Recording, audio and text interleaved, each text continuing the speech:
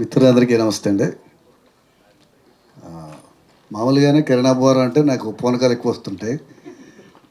ఎందుకంటే తనతోటి పనిచేసిన ప్రతి సినిమా, మొదటి సినిమా నుంచి ఎస్ఆర్ కళ్యాణమండపం నుంచి చాలా ఇష్టం. ఒక సొంత బ్రదర్‌లాగా ఫీల్ అవుతాను నేను.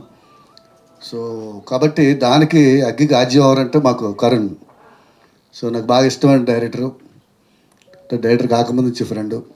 సో, వీళ్ళిద్దరి కాంబినేషన్‌కి ఒక శ్యామ్ సిఎస్ లాంటి ఒక మంచి కంపోజర్ సెట్ అవ్వడం, మన ఈశ్వర్ లాంటి ఒక కొరియోగ్రాఫర్ సెట్ అవ్వడం, విజువల్ కూడా చాలా అద్భుతంగా సెట్ అయింది. ఇందులో నాకు బాగా నచ్చిన ఎక్స్ప్రెషను, మరింతగా మరింతగా మరింత దగ్గర అవ్వవే, నీ గుండెదో నా గుండెదో ఈ చప్పుడు ఎవరిదంటే తెలియకూడదే. ఈ ఎక్స్ప్రెషన్ నాకు బాగా నచ్చిన ఎక్స్ప్రెషన్. ఇందులో చాలా బాగుంటాయి. ఏజింగ్లే అనేది దీని గురించి ఒక కథ ఉంది, చెప్పచ్చా కరణ్? మనం ఈ సాంగ్కి కరుణ్ వెళ్ళి చాలా ట్యూన్లు చేయించుకొచ్చాడు. సో అన్నీ కిరణ్ గారికి పంపిస్తారు, యూనిట్ అందరూ వింటారు. సో ఒక ట్యూన్కి అప్పుడు రమ్మన్నారు, నాకు కుదరలేదు కరుణ్ తోటి వెళ్ళడం చెన్నైకి. సో ఒక ట్యూన్ తీసుకురాగానే పల్లవి ఎత్తుగడ కొంచెం టేక్ ఆఫ్ మామూలుగా ఉందన్నారంట కిరణ్ గారు. అని భాస్కర్ భట్ల గారు అన్నారంటే ఆయన విని ఇదే చెప్పారన్నారంట కరుణ్. సో మా ఇద్దరికి సింక్ ఎలా ఉంటుంది కిరణ్ గారికి నాకు.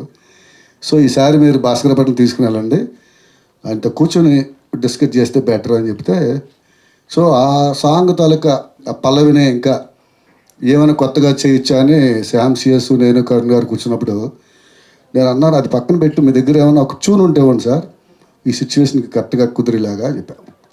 అది స్టాక్లోంచి ఒకటి ఎప్పుడో పప్పు చేసుకున్నాడు. అది తీసి మొహమాటంగా ఇది నచ్చుతుందా నచ్చదా అని, సూపర్గా ఉంది సార్ అని చెప్పి వెంటనే కిరణ్ గారికి పంపించాం. కరుణ్ ఆయనకి నచ్చింది, కిరణ్ గారికి నచ్చింది. 1 అవర్లో మా మ్యూజిక్ సిట్టింగ్స్ అయిపోయింది ఫస్ట్ సాంగ్కి, అదే ఈ జంగిలి. సో అంత అద్భుతమైన సాంగ్ని వదులుకొని ఉంటే ఈ సినిమాకి ఒక ఆయుపట్ లాంటి సాంగ్ మిస్ అయ్యేది. సో అతను మొహమాట పడి వినిపించకపోయి ఉంటే తను ఎంతో కష్టపడి ఇష్టపడి చేసుకున్న పాట ఈరోజు ఇలా ప్రజల్లోకి వచ్చేది కాదు. సో ఈ పాట వెనకాల కథ ఇది. సో హే జింగిలి పాట డెఫినెట్గా ఈ సినిమాని బ్లాక్ బస్టర్ చేయడంలో ప్రముఖ పాత్రను పోషిస్తుందని అయితే నేను ధైర్యంగా చెప్పగలను. Thank you. అలాగే రుక్ సార్ అండ్ చాలా బాగుంది, అందంగా ఉంది. సో డెఫినెట్గా గ్లామర్ ఎలిమెంట్ కూడా బాగుండాలి సినిమాకి, ఎక్స్ప్రెషన్స్ బాగున్నాయి. అలాగే నిర్మాత రవి గారికి, వాళ్ళ బృందాన్ని అందరికీ, ప్రతి ఒక్కరికి శుభాకాంక్షలు తెలియజేసుకుంటూ సినిమా సాధించబోయే విజయం కోసం ఎదురు చూద్దాం.